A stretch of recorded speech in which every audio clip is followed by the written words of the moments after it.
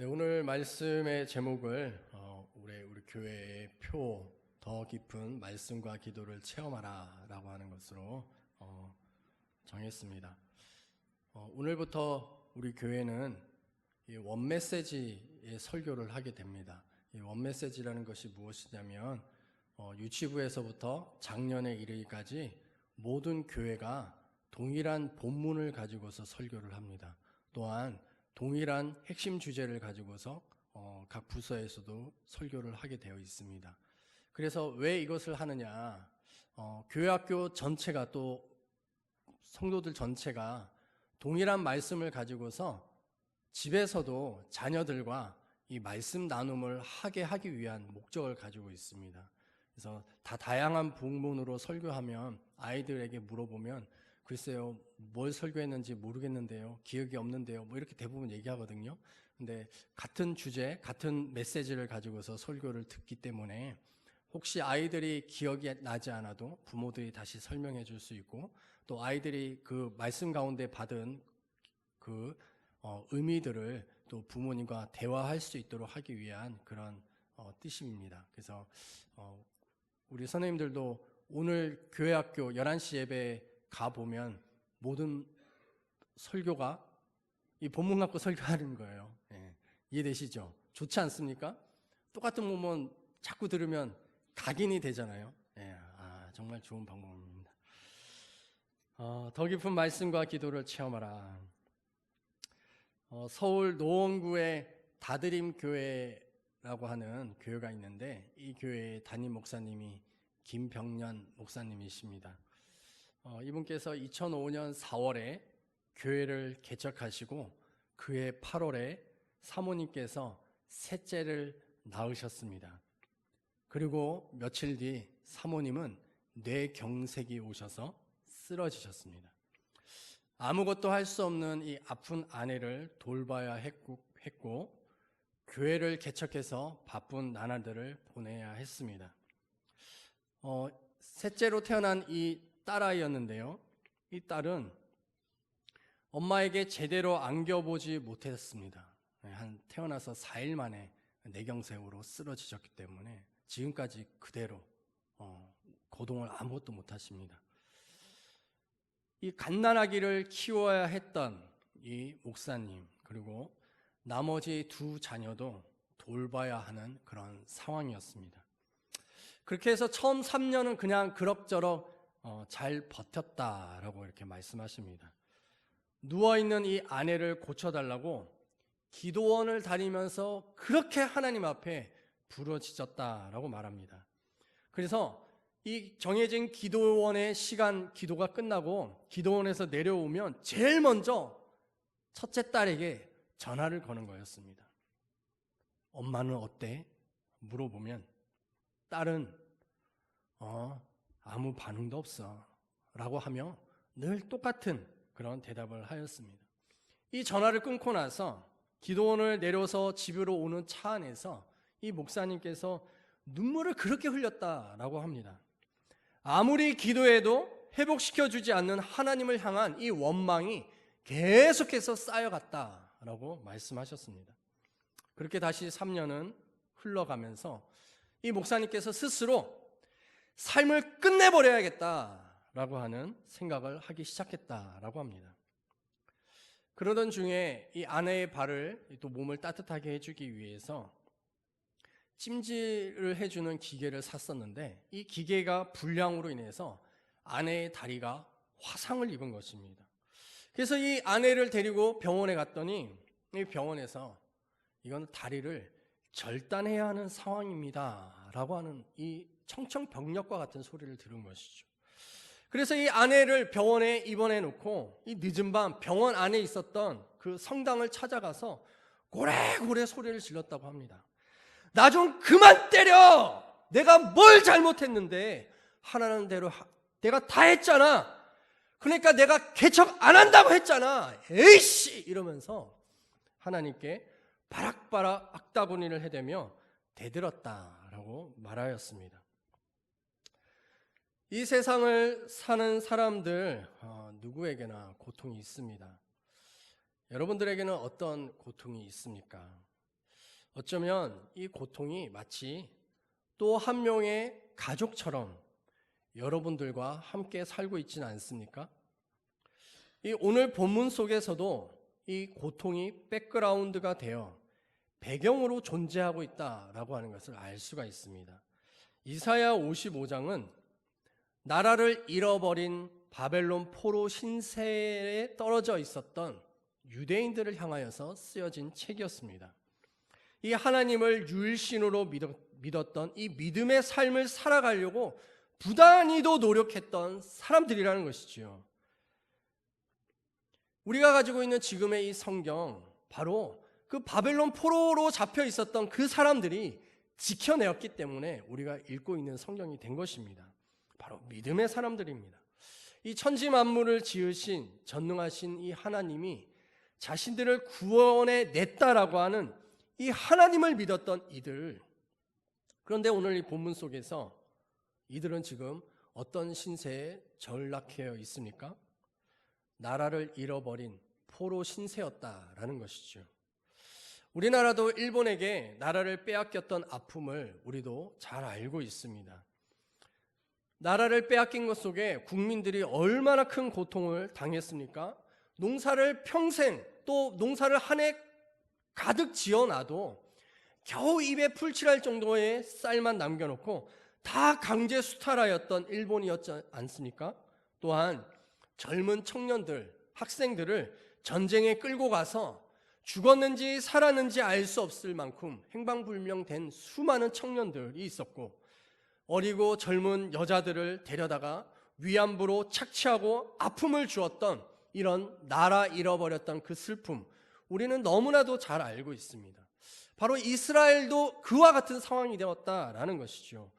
어쩌면 이들은 그토록 자랑스러워하였던 솔로몬의 성전마저 철저히 파괴당하는 그 고통을 겪으면서, 또한 땅이 황폐하여져서 바벨론 관리들에게 무참하게 착취를 당하는 그 어려움들 앞에 이스라엘 이 백성들의 마음속에 여호와 하나님을 향한 신앙이 점점 약해져 갔을 것입니다.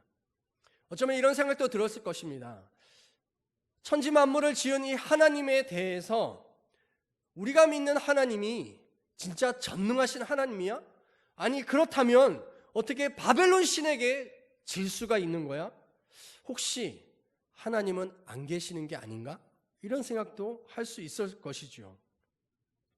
이 빼앗긴 이스라엘을 다시 회복할 수 있을까라고 하는 생각도 해봤을 것입니다. 왜냐하면 당시 바벨론 제국이라는 이 나라는 당시 중동을 제패하고 있었던 굉장히 강력한 군사 대국이었습니다. 마치 오늘날 미국과 같은 나라였습니다.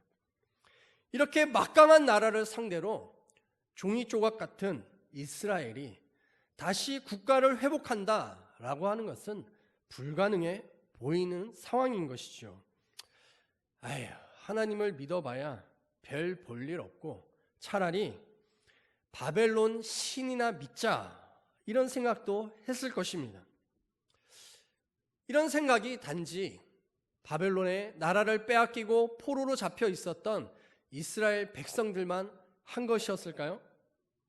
어쩌면 이런 생각은 오늘날 성도들에게도 있다 생각합니다. 교회 나와 봐야 별로 잘 되는 일도 없더라. 하나님을 향하여서 어떤 기대도 없고 그냥 교회나 다녀서 죽어서 얻는 천국이나 가지 뭐라고 하는 생각으로 겨우 예배만 참석하는 그런 성도들도 있을 것입니다. 내 인생 내가 사는 거지 목사님이 아무리 설교해 봐야 나랑 상관없고 난 내 신앙, 내 방식에 따라서 내 방법대로 믿을 거야 라고 하는 생각, 그렇게 하는 성도들도 있을 것입니다.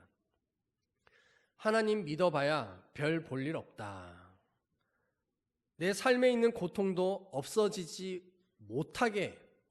않는 이런 상황들 속에서 열심을 내봐야 무슨 소용이 있겠어 라고 하는 생각하고 있는 성도들에게 하나님은 이렇게 말씀하십니다. 우리 55장 1절 말씀 다시 읽어보겠습니다. 시작. 오라 너희 목마른 자들아 물로 나오라. 돈 없는 자도 오라. 너희는 와서 사 먹되 돈 없이 값 없이 와서 포도주와 젖을 사라. 아멘. 이 물로 나오라, 이 물은 생명수의 물입니다. 다시는 목마르지 않게 하는 영생의 물이다라는 것이죠. 누구에게 이렇게 나오라 말하고 있습니까? 우리 2절 다시 읽어보겠습니다. 시작. 너희가 어찌하여 양식이 아닌 것을 위하여 은을 달아주며 배부르게 하지 못할 것을 위하여 수고하느냐. 내게 듣고 들을지어다. 그리하면 너희가 좋은 것을 먹을 것이며 너희 자신들이 기름진 것으로 즐거움을 얻으리라. 아멘. 양식 아닌 것을 위하여서 그렇게 평생 동안 일하고 영혼의 배를 배부르게 하지 못하는 것을 가지고서 끊임없이 수고하고 있는 사람들에게 하나님은 명령하고 있는 것이죠. 생명수의 강물구로 나오라.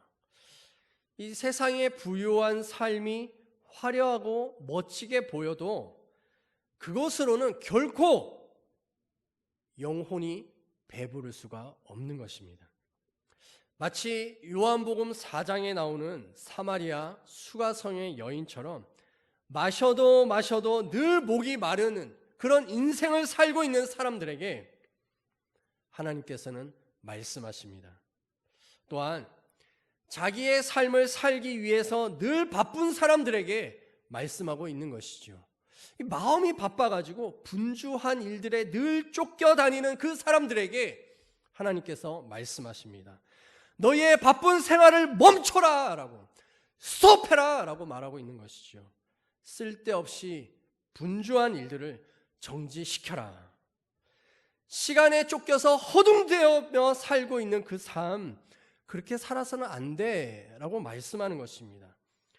너의 고통을 없애기 위해서 너의 방법으로 하는 모든 일들은 다 헛수고일 뿐이야 라고 하나님은 말씀합니다. 이것을 깨달아야 한다라는 것이죠. 더 이상 여호와 하나님의 말씀에 귀를 기울일 필요를 잘 느끼지 못하는 영혼의 이 질식 상태에 있는 사람들에게 하시는 말씀입니다. 물론 인생의 고통 앞에서 하나님께 부르짖는 기도 속에 하나님의 음성을 들으려고 하고 하나님의 뜻이 뭔지 알고자 하지만 도무지 들리지 않고 하나님이 원망스럽고 포기하고 싶은 이들도 있을 것입니다. 나의 자신에게 나도 하나님의 뜻이 뭔지 알고 싶다고요 라고 말하는, 그렇게 외치고 싶은 성도들도 있을 것입니다. 맞습니다. 그런 것이 믿음의 모습입니다.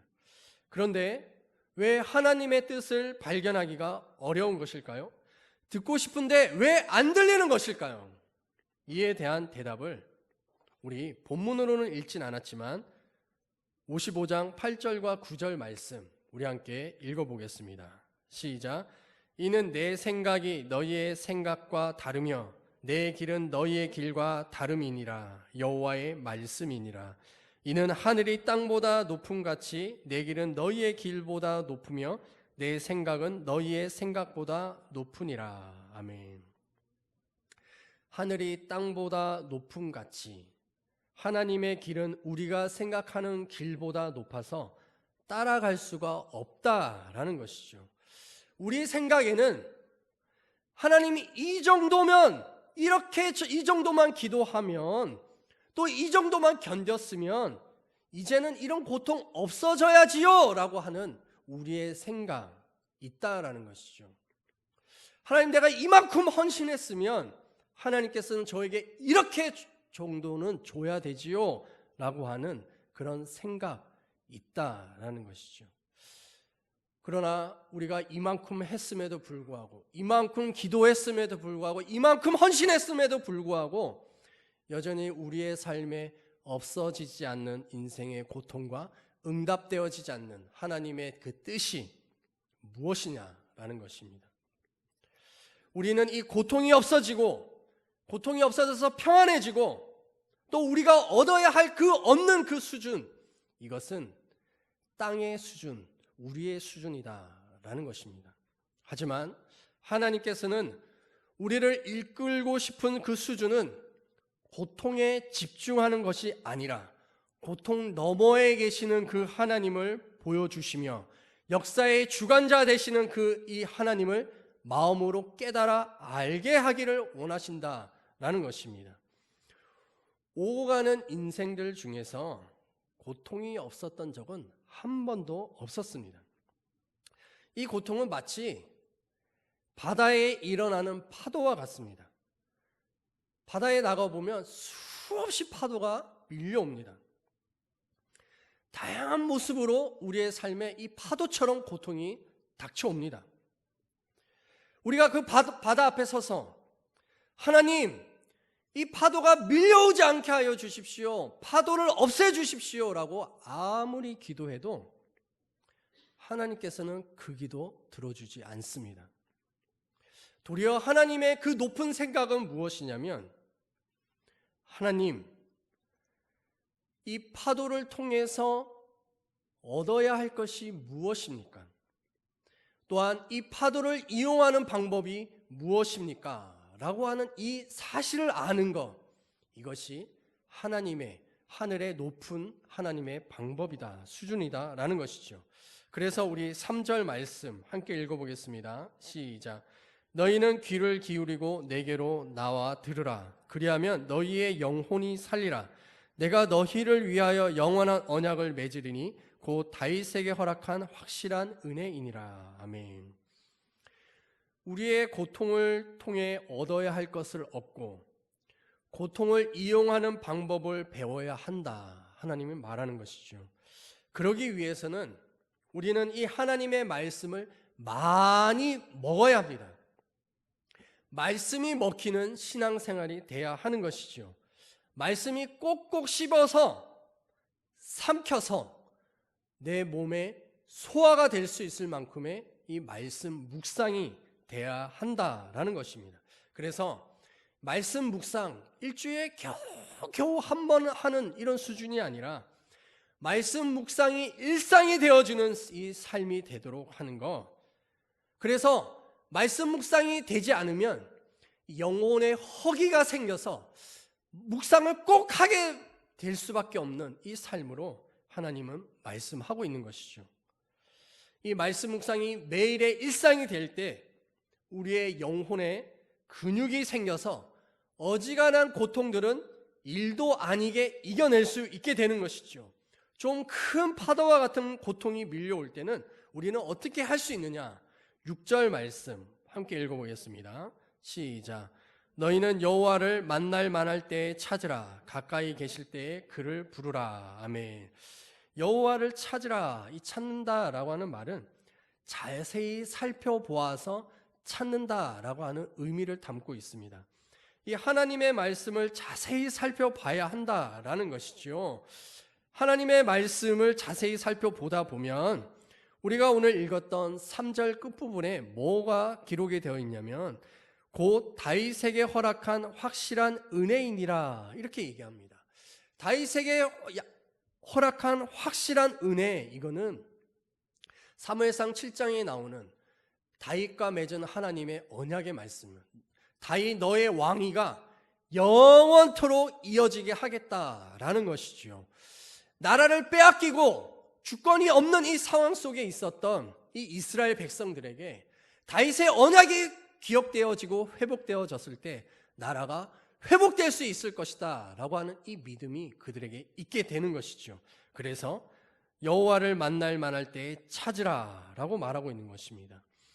하나님께서 우리에게 주시는 언약과 약속, 이 맹세, 이것대로 하나님께서 반드시 이루어 주셔야 하지 않습니까? 라고 하는 이 기도, 하나님을 바라보면서 견디고 기다리는 이것을 통하여 하나님은 우리에게 뭘 주기를 원하시냐면 그가 너를 영화롭게 하였느니라 라고 하시는 말씀인 것입니다.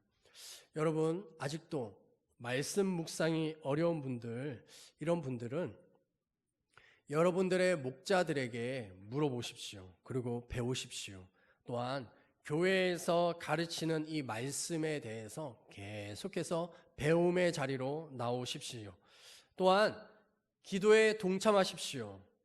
그리고 뒤에 현수막이 있는데 내일부터 있는 이른비 특별 새벽 예배에 나오십시오. 이 이른비 특별 새벽 예배, 이번에는 우리 통합 측 모든 교회가 새벽 5시에 함께 모여서 생중계로 똑같은 주제를 가지고 말씀을 나누고 기도하는 이런 것입니다. 그래서 이번에 주제가 주여 우리 교회를 말씀으로 새롭게 하옵소서라고 하는 주제에 가지고서 새벽 기도인 것입니다. 그래서 뭐 교회에서 주관하는 것도 아닌데 가지 말지 이런 것이 아니라 모든 기도의 자리에 동참하십시오. 이 기도의 자리를 통하여서 바로 하나님께서 우리에게 주고 싶어 하시는 하늘의 수준의 것들을 도달해 갈 수 있게 되는 것입니다. 또한 올해부터 매월 마지막 주 마지막 금요일에는 쉐키나 성령 집회라고 하는 이 예배를 가질 것입니다. 그래서 이 시간에는 영적인 진리에 대해서 체계적으로 배우고 또한 뜨겁게 기도하는 시간들을 통하여 우리의 영혼이 강건하여지고 또한 영적인 은사들이 더 활성화되어지는 일들, 그런 시간들을 가질 것입니다. 바로 이 일들을 통하여서 하나님은 우리에게 궁극적으로 뭘 하기를 원하시느냐? 그것은 교회를 세우는 일에 헌신하게 하시는 것입니다. 교회를 세운다라고 하는 말은 영혼을 세우고 살리는 일입니다. 그래서 전도하고 가르치는 일에 헌신하게 되는 것이죠. 하나님께서 우리에게 말씀합니다. 5절에 보면 내가 알지 못하는 나라를 내가 부를 것이며 너를 알지 못하는 나라가 내게로 달려올 것은 이라고 말씀합니다.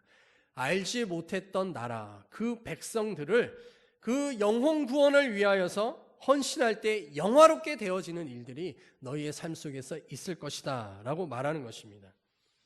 이 마귀는요, 우리 개개인의 문제와 고통에 집중하도록 합니다. 그리고 그 내 고통과 아픔만이 가장 큰 것이라 라고 생각하게 만드는 것이 마귀의 계략입니다. 하지만 하나님은 그 고통이 아닌 주님께 집중하게 하시는 힘을 주시는 것이고, 또한 아프지만 하나님의 능력을 가지고서 하나님의 말씀에 의지하여서 사람들을 살리는 일들을 위하여 헌신하도록 하시는 것입니다. 그래서 예수님께서 마태복음 11장에서 뭐라 말씀하셨냐면 수고하고 무거운 짐진 자들아 다 내게로 오라 내가 너희를 쉬게 하리라 내 멍에는 쉽고 내 짐은 가벼움이라 이렇게 말씀합니다. 이 말씀을 잘 보면 좀 이상한 말입니다. 수고하고 무거운 짐을 진 자들에게 오라고 하셨으면 상식적으로 뭐라고 말씀해야 돼요? 그래, 네 짐 내려놔라, 벗어버려라 라고 얘기해야 되는 거예요. 그러나 예수님은 뭐라고 얘기했습니까? 벗어버리라는 말 한마디도 하지 않았습니다. 도리어 내 멍에를 메라, 내 짐은 가볍다 라고 말하고 있는 것이죠. 아니, 수고하고 무거운 짐을 졌는데 왜 예수님의 멍에를 메라고, 예수님의 짐을 짊어짐이라고 말씀하시는 것일까요? 그것은 우리의 삶이, 우리의 시선이 늘 내 짐에만 집중하고 내 고통과 아픔에만 집중하고 있으면 수고하고 무거운 거예요. 짊어질 수 없는 것입니다. 그러나 그 짐에 바라보았던 시선이 예수 그리스도께 시선이 옮겨지고 예수님께서 하시는 그 말씀이 들려주기 시작하면 짊어지고 있었던 그 짐은 이제는 짐이 아니라 가볍고 쉬운 예수님이 쉬게 하시는 그 은혜를 경험하게 된다라는 것이죠. 바로 이것이 참으로 놀라운 예수님의 선언 선포입니다. 예수님은 십자가를 지셨고 부활의 생명으로 변화되셨습니다. 바로 그 분을 통하여서 우리는 세상의 모든 부담으로부터 자유롭게 되었으며 우리의 영혼은 살아난 것입니다. 그래서 골로새서 1장 24절에 이렇게 말합니다. 나는 이제 너희를 위하여 받는 괴로움을 기뻐하고 그리스도의 남은 고난을 그의 몸된 교회를 위하여 내 육체에 채우노라. 사도 바울이요, 도전하고 있습니다. 그 괴로움을 기뻐한다라고 하는, 인생의 고통과 아픔이 기쁨으로 승화되었다라고 말하고 있는 것이죠. 예수님께서 십자가를 지셨던 그 고난 속에 무엇이 남은 것이 있겠습니까? 이 세상의 모든 고난을 다 짊어지셨는데 무엇이 남은 고난이겠습니까? 그러나 사도 바울은 그리스도의 남은 고난을 뭐라고 표현하고 있냐면 바로 그의 몸된 교회, 예수 그리스도의 몸된 교회를 세워나가는 이 일이 그리스도의 남은 고난인데, 그 고난을 위해서 내 육체에 채우노라 라고 말하고 있는 것입니다. 우리의 삶을 뒤돌아보면 삶이 한창 아플 때에는 오히려 하나님은 침묵하셨습니다. 자신의 상처와 고통에만 집중할 때 하나님은 묵묵부답이셨습니다. 아플 땐 아픔만 느껴질 뿐입니다. 그러나 조금씩 그 아픔이 무뎌질 때 하나님께서는 말씀하십니다. 아픔이 무뎌지고 상처가 아물기를 기다리시는 하나님은 그때부터 비로소 말씀하시는 것이죠.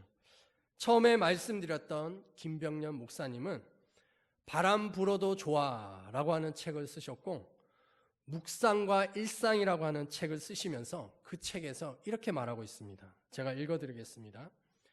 나 좀 그만 때려! 라며 하나님께 바락바락 소리치고 악다구린을 하며 대들었다. 예전엔 나를 부드럽게 대하시는 하나님에게 익숙했지만 고통 중에 성경은 내게 거친 사랑의 하나님을 가르쳐 주었다. 뾰족한 가시가 되어 다가오시는 하나님이 찌르시는 것에 내 안에 검은 피가 빠져나가는 것을 그땐 몰랐다. 아프다고 악다구리만 쳤지 그것이 내 속의 어둠을 드러내고 몰아내는 수술이자 치료라는 사실은 나중에야 알았다.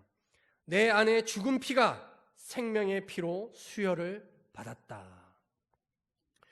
고통의 시대를 살아가고 있는 우리들에게 하나님은 명령하십니다. 물로 나오라, 생명수 샘으로 나오라. 하나님께 귀를 기울이고 말씀을 들으라. 분주한 마음을 멈추고 하나님께 나와 기도하며 주의 음성을 들어라. 무엇보다 사람을 세우는 일에 헌신하라. 하나님 말씀합니다. 바로 이 길만이 살 길이며 이 길만이 우리들을 영화롭게 하는 하나님의 방법이 되는 것이죠. 와서 돈 없이 값 없이 와서 포도주와 젖을 사십시오. 이 시간 우리 함께 기도하겠습니다. 다짐의 기도를 하십시오. 하나님, 말씀이 일상이 되게 하여 주시고 기도가 숨이 되게 하여 주시옵소서. 이것을 위하여 헌신하는 우리의 삶이 되게 하여 주시옵소서라고 우리 함께 소리를 내어서 기도하겠습니다. 할렐루야.